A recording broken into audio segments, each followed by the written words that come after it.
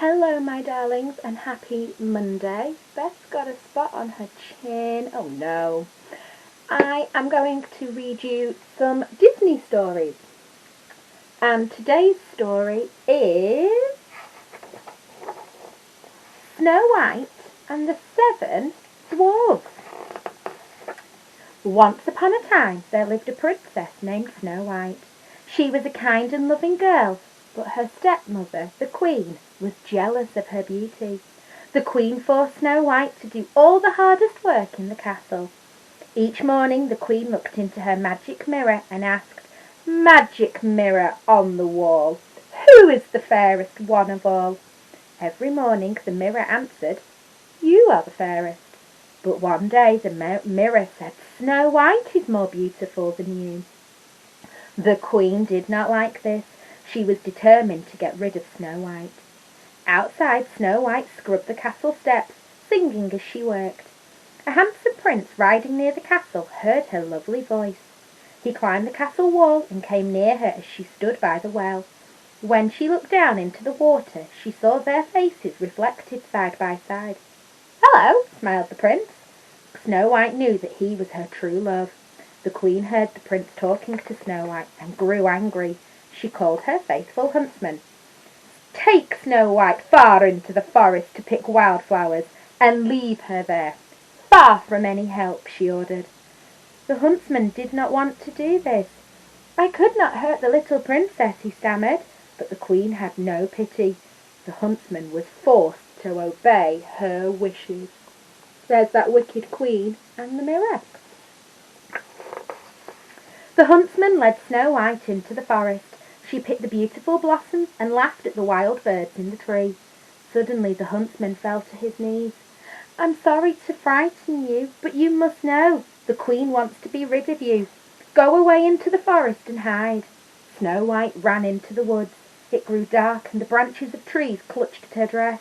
She stumbled into a pond. Her feet were wet and cold. Shining eyes stared at her from the darkness. She ran and ran. Exhausted, she lay on the ground and fell asleep. At dawn, the forest awoke. Birds sang and small animals came out of their dens. They saw Snow White sleeping on the ground. They thought it was quite curious that a human would be way out in the forest like this. A bunny sniffed at her. When Snow White felt the soft warm nose on her hand, she lifted her head. All around her were adorable forest animals. They looked at her as if they were concerned. "It was silly of me to be frightened," she said. The animals seemed to understand Snow White's every word. "I need a place to sleep," she said to the animals. Excited, the animals led her through the woods. Soon they came to a pretty cottage beside a gentle stream. Snow White knocked on the door, but no one answered. There's the cottage. Snow White stepped inside. She saw a little kitchen with 7 little chairs. Everything was dirty and covered with cobwebs. "It looks like messy children live here," Snow White said. Together she and her forest friends cleaned the house. Snow White sang while they worked. "Whistle while you work, do-do-do-do-do-do." Upstairs she found a bedroom with 7 little beds. There was a name on each one. Doc, Happy, Sneezy, Dopey, Grumpy, Bashful and Sleepy. She read. Snow White laid down across the beds and fell asleep. The cottage belonged to the 7 dwarfs, who dug for jewels every day in the mine. The dwarfs sang as they walked back to their cottage. They stopped suddenly when they saw their cottage lights on and the front door open. The dwarfs were frightened as they snuck into their house. "Who cleaned our cottage?" asked Doc. "Maybe there's someone upstairs," Happy replied. The dwarfs went upstairs and found Snow White asleep. She woke up and smiled. "Who are you?" said Doc. "I'm Snow White," she replied. "I need a place to stay." The dwarfs were glad to help. "Of course you can stay," they said. Happily they sat down to a nice dinner of stew and bread and milk. After dinner they danced and sang together. At midnight Snow White went upstairs to sleep, while the 7 dwarfs laid down near the fire. There's the 7 dwarfs. Grumpy is my favourite. The wicked Queen learned that Snow White was living in the forest with the dwarfs. She decided to get rid of Snow White once and for all. The Queen got out her books of magic spells and mixed a brew that turned her into an old woman with white hair. Then she mixed up a poison potion and dipped a red apple into it. She wrapped a black cloak around herself and headed into the forest. When the dwarves left the cottage in the morning, Doc warned Snow White, "Beware of strangers." She promised to be careful and kissed each dwarf goodbye as he went out the door. Snow White was baking pies when a shadow fell across the window. An old peddler woman stood there. Snow White did not know that it was really the wicked Queen, but the birds knew. They flew at the old woman, trying to drive her away. Snow White felt sorry for the old woman and invited her inside. The Queen took the red apple from her basket and gave it to Snow White. "This is a magic wishing apple," the Queen said. "Take one bite and all your dreams will come true." Snow White believed her. "I wish my prince would carry me away to his castle," she said. Then she took a bite of the apple and fell to the floor. "Now I'll be the fairest in the land," the old Queen cried with delight. Look, she ate that apple. Good job, Beth's favourite apple is a green one. The birds and animals ran through the forest.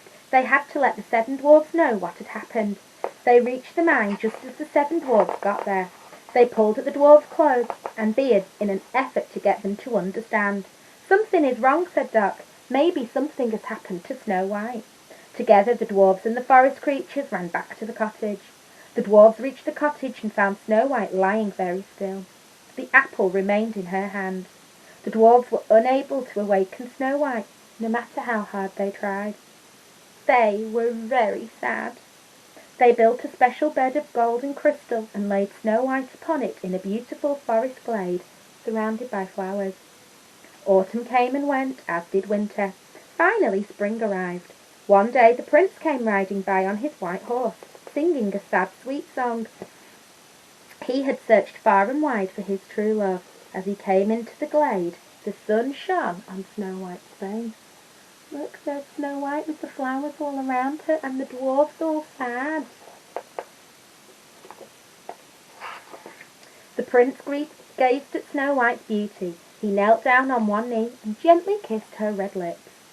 Snow White sighed and stretched as if she was just waking up from a nap. She opened her eyes and saw the prince standing before her. They opened their arms and drew each other into an embrace. That means they hugged. The dwarfs were filled with joy. They sang and laughed and danced in circles in the meadow. The birds sang with happiness, and the forest animals chirped and capered and scampered. Love's first kiss had awakened the sleeping Snow White. Tenderly Snow White said goodbye to the dwarfs and to all the forest creatures. The prince lifted Snow White onto the back of his white horse, and together they rode off into the golden light of the setting sun. I hope you enjoyed that little story about Snow White. Tomorrow, as a sneak peek, we've got Toy Story. And remember, you've got a friend in me. Enjoy the rest of your day, whatever you are doing, and I will see you tomorrow. Goodbye, my darlings.